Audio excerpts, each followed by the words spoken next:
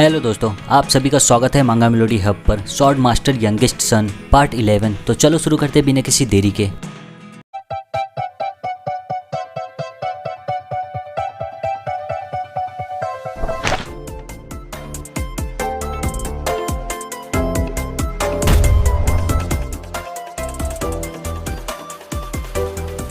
तो जैसा कि हमने देखा था, म्यू और एन जिन को बहुत ही ज्यादा खतरनाक मिशन देते हैं ज़ेप्पल टेरिटरी में। एन बोलती है इस बार खुद को खुद किस्मत मत समझ लेना, सोलो मिशन नहीं है ये। जिन बोलता है मेरी इतनी फिक्र करने के लिए आप सभी का धन्यवाद, तो चलो मिलते हैं फिर। और अभी हम देख रहे हैं जिन के मिशन में 3 लोग हैं, काजिन जिससे वो लड़ा था और 2 और लोग माइल हस और लीमा हस। बोलते हैं जिन को मेरा ग्रीटिंग्स है यंग मास्टर, हम आपके मिशन में साथ चलेंगे। माइल बोलता है यंग मास्टर ये हमारे लिए गर्व की बात है कि आपके साथ हम लड़ेंगे, मैं आपसे माफ़ी मांगना चाहूँगा पहले वाली गलतियों के लिए। लीमा बोलता है यंग मास्टर मैं इस मिशन में आपको मेरी कमियां नहीं दिखने दूंगा। काजिन भी बोलता है मेरे लिए भी यही बात लागू होती है यंग मास्टर। जिन बोलता है ठीक है, पहले का पीछे ही छोड़ देते हैं, अभी साथ में ही चलते हैं। तीनों जन बोलते हैं शुक्रिया यंग मास्टर। जिन आगे जाते हुए सोचता है गौरव का मतलब क्या, ये तीनों मेरी बहनों के फैक्शन से हैं, म्यू और एन। क्या ये लोग मुझे ऐसी खतरनाक जगह पे पीछे से मारना चाहते हैं? माइल जिन को मिशन के बारे में बताता है ये रिट्रीवल मिशन है, कॉलन रून्स से आर्टिफैक्ट लाना है। कॉलन रून्स सुनकर सोचता है जिन, कॉलन रून्स ये एक ऐसी जगह थी जहाँ हजारों नेटिव्स ने बस्ती बनाया था, लेकिन अभी ये ज़ेप्पल की टेरिटरी है और फैलोन किंगडम से जुड़ा है ये। और कॉलन को ढूंढा गया था हजारों साल पहले ज़ेप्पल फैमिली के द्वारा। ज़ेप्पल ने कॉलन रून्स को ढूंढा था और नेटिव्स की जो ज्यादा संख्या थी, नेटिव्स को ही मारे और स्लेव बना दिए संख्या कम करने के लिए। बेशक ज़ेप्पल फैमिली ये कहता है कि नेटिव्स का वो सम्मान करते हैं, लेकिन सिर्फ ऊपर से ही। हालांकि देखने में लगता है कि वो लोग सम्मान करते हैं, लेकिन सब वैसा ही है। इन नेटिव्स की जिंदगी और अधिकार उतनी जरूरी चीज नहीं है, इसीलिए इन्हें नजरअंदाज किया जाता है। ज़ेप्पल फैमिली ने जो नेटिव्स की जान बख्शी थी उसका कारण ये था कि उन्हें मैनेज करना था कॉलेंस के इन्वायरमेंट को,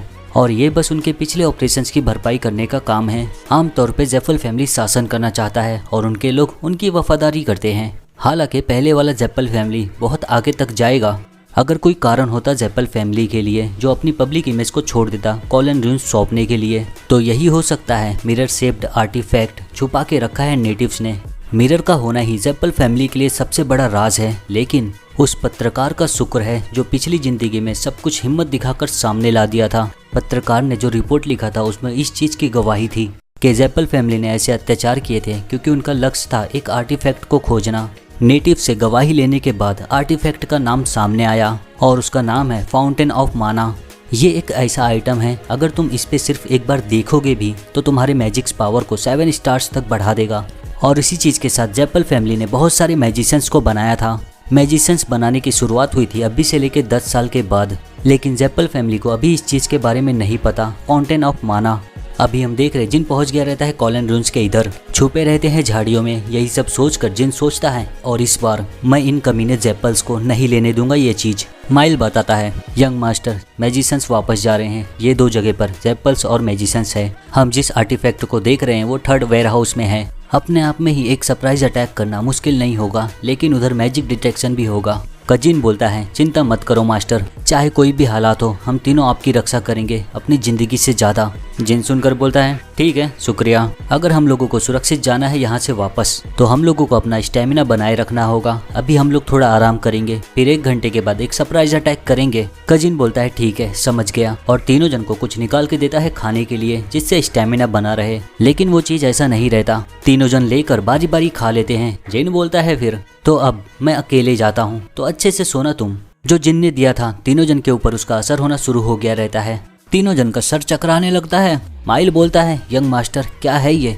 कजिन बोलता है क्या है ये जहर तो नहीं हो सकता। जिन बोलता है शांत हो जाओ, ये जहर नहीं है, ये स्लीपिंग पिल है। कजिन बोलता है नहीं। जिन बोलता है मतलब क्या है नहीं? क्या तुम मुझे ये बताना चाहते हो कि तुम यहाँ आए हो मुझे मारने के लिए? तीनों जन तुरंत ही गिरकर बेहोश हो जाते हैं। जिन बोलता है मैं तुम पे शक कम करता था अगर तुम अकड़ के पहले जैसे ही बात करते थे तो। आगे बढ़ते हुए बोलता है मैं सोच रहा हूँ कुत्तों के लिए ये करना तो स्वाभाविक है जो उनके मास्टर उन्हें कहे। और फिर हम देखते हैं कॉलन रून्स के 2 पहरेदार को जो आपस में ही हंसी मजाक में बात करते रहते हैं। उतने में ही जिन आकर एक को मारकर गिरा देता है। दूसरा वाला बोलता है कौन हो तुम?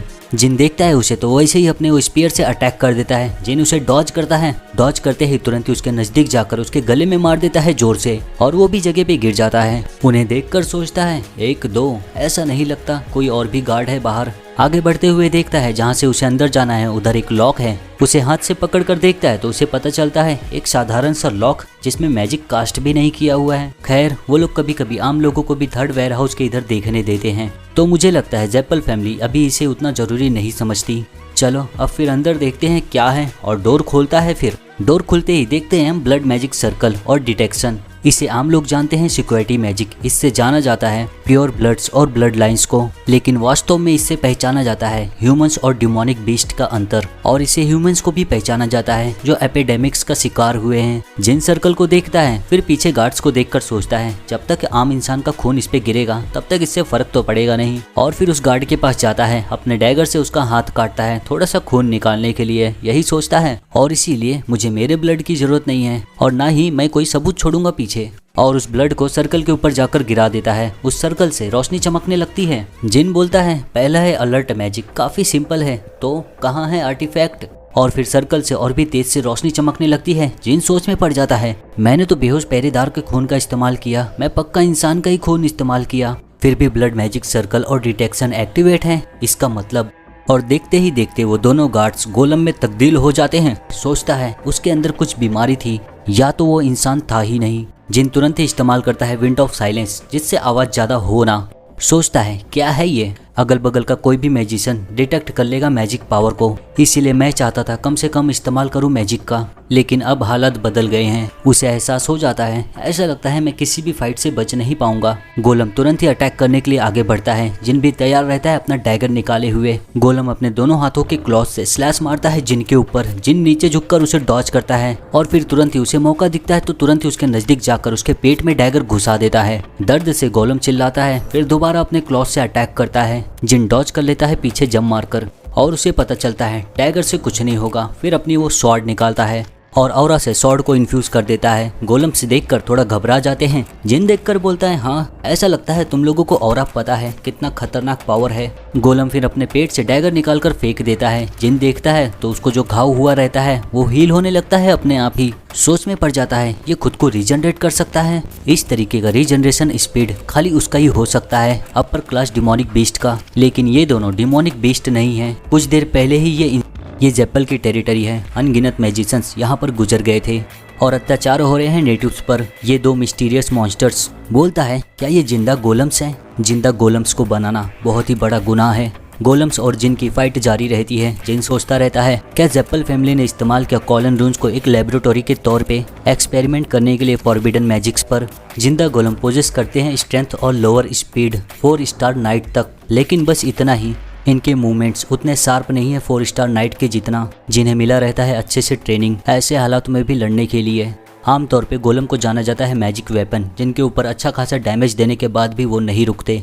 उसके बदले में गोलम्स का कोर अगर तुम डिस्ट्रॉय कर दो तो सब कुछ वहीं पे खत्म हो जाता है। आमतौर पे गोलम्स के कोर 3 जगह पर रहते हैं, सर, दिल और पेट। यहाँ तक कि फॉरबिडन जिंदा गोलम्स भी हो तो भी कुछ अलग नहीं है। अगर ऐसी बात है, जिन तुरंत ही अपने स्वॉर्ड से अटैक करने जाता है और उसके सर पे ही घुसा देता है अपनी स्वॉर्ड को। दर्द से गोलम चिल्लाता है और तुरंत ही अपने क्लॉथ से अटैक करता है। जिन उसे डॉज कर लेता है। उसे एहसास होता है इसकी ताकत और रफ्तार घटने की जगह और ज्यादा बढ़ गई। अगर सर नहीं है तो पेट। गोलम लगातार एक के बाद एक अपने क्लॉथ से अटैक करता रहता है। जिन हर चीज को डॉज करता है और उसे मौका दिखता है तुरंत ही जाकर उसके पेट में स्वॉर्ड घुसा देता है। लेकिन पेट में भी नहीं रहता उसका कोर, अब सिर्फ बचा है एक जगह, उसका दिल। तुरंत ही उसके दिल में अपना स्वॉर्ड घुसा देता है। कोर तुरंत ही बाहर निकलकर गिर जाता है और अपनी स्वॉर्ड से कोर को डिस्ट्रॉय कर देता है। बोलता है मुझे यकीन नहीं हो रहा है तुम लोग अपने ही साथियों के साथ ऐसा कुछ कर सकते हो। तभी उसे एहसास होता है दूसरा गोलम आ रहा है अटैक करने। तुरंत ही स्वॉर्ड से स्लैश मार देता है उसके क्लॉज पर और देखते ही देखते उसके सीने में स्वॉर्ड को घुसा देता है।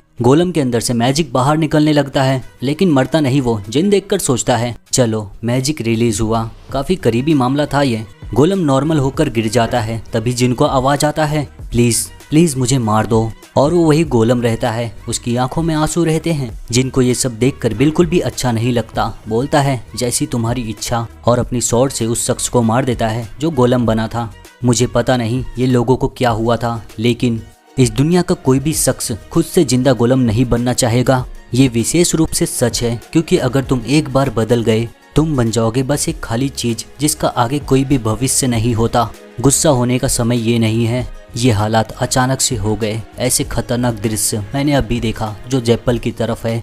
मुझे लगा था कि मेरी सिस्टर्स को ये चीज़ पहले ही पता है जब उन्होंने ये मुझे मिशन दिया था, लेकिन इसका मतलब ये नहीं कि मिशन को बीच में ही रोक दूं मैं। अगर इस चीज़ को दुनिया के सामने मैं लेकर आऊं तो जेप्पल फैमिली को कोई ना कोई चीज़ मिल जाएगी खुद को ढांकने के लिए, क्योंकि जिंदा गोलम्स बनाना बहुत बड़ा गुनाह है और इससे दबाव मिलेगा एम्पायर इन्वेस्टिगेशन एजेंसी से। अगर ये साबित नहीं हुआ तो कोर को हाथ में लेकर सोचता है इस सबूत को लेकर मैं मिशन को जारी रखता हूँ मेरा। और हाँ, अगर ये जेप्पल फैमिली है तो इन्वेस्टिगेशन को भी नकारने में वो सक्षम है। ये कोई ऐसी समस्या नहीं है जिसे मैं अभी हल कर सकूं।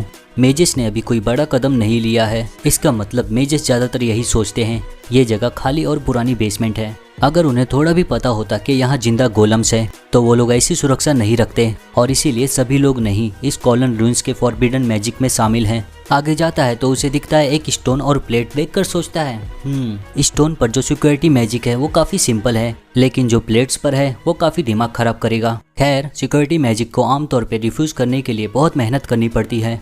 अब जब दो लोग जिंदा गोलम बन के मर चुके हैं तो मैं यहाँ जो भी करूँगा वो सब जेप्पल को ही झेलना पड़ेगा। और फिर मैजिक का इस्तेमाल करना शुरू करता है। पहले वाटर को हाथों में क्रिएट करता है, फिर फ्लेम को उसके साथ में ही क्रिएट करता है, फिर अपने दूसरे हाथ में शैडो को लाता है और फिर दोनों को इन्फ्यूज कर देता है। बोलता है तो अब मैं ये रास्ता चुनूंगा, एक्सप्लोडिंग फ्लेम। और फिर बहुत बड़ा सा धमाका करता है एक। फिर हम देखते हैं लूना के कमरे में बहुत ही ज्यादा गुस्से में रहती है। तुम साली कमीनी लोग जिनको जेप्पल टेरिटरी में भेज दिया, क्या तुम लोगों का दिमाग पूरी तरह हिल गया है? वो तुम दोनों से 10 साल छोटा है और एन और म्यू को मारी भी रहती है। बोलती है तुम लोगों ने क्यों किया ऐसा? एन बोलती है सिस्टर लूना, क्या आप सच में ये हमसे पूछ रही हो कि हमने ऐसा क्यों किया?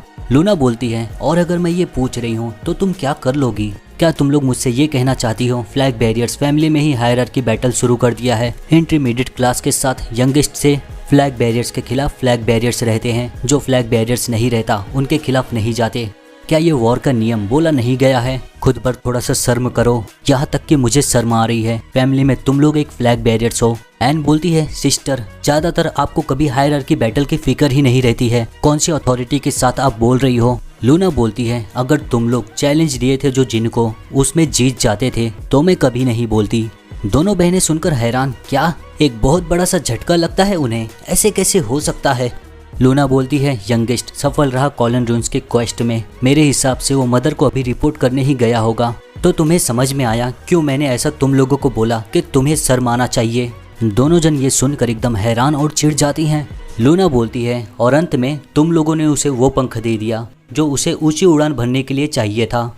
मुझे आश्चर्य है रोन कैंडल फैमिली के इतिहास में क्या कभी ऐसा हुआ है पीछे से वार करने की योजना पूरी तरह इस तरीके से उथल पुथल हो गई हो। दोनों बहनों को बोलती है चले जाओ। म्यू और एन बोलती है ठीक है। लूना बोलती है और मैंने जहाँ तक देखा है जिनको, वो दयालु किस्म का नहीं है, अभी से ध्यान रखना। मैं ये इसलिए बोल रही हूँ क्योंकि तुम्हारी मुझे बहुत ज़्यादा चिंता है, हालांकि कहीं ना कहीं गलत होने लगा ये, तुम दोनों अभी भी मेरी बहन ही हो।